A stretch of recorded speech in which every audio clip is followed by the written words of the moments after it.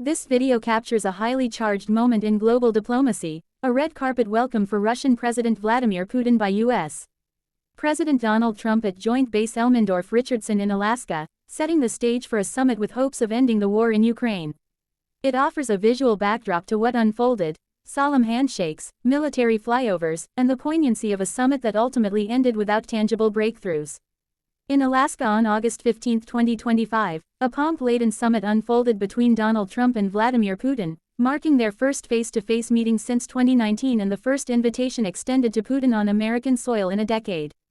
The encounter, characterized by ceremonial fanfare, including a red carpet reception, a ride together in the Beast, the U.S. presidential limousine, and dramatic flyovers of B-2 stealth bombers and F-22 fighters, was rich in optics but short on outcomes. At the core of the summit's purpose was the ongoing war in Ukraine. Trump entered the meeting aiming to broker a rapid ceasefire. He declared his intent to avoid negotiating territorial concessions for Ukraine and emphasized that the situation would be ultimately decided by Kyiv.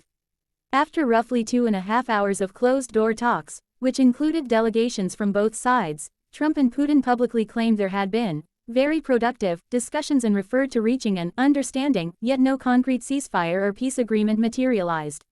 Though some interpreted the summit as a symbolic gesture that signaled Russia's re-entry into the Western diplomatic arena, critics saw it as largely performative.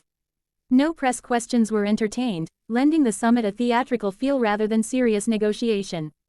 Coverage from various outlets shared these common threads.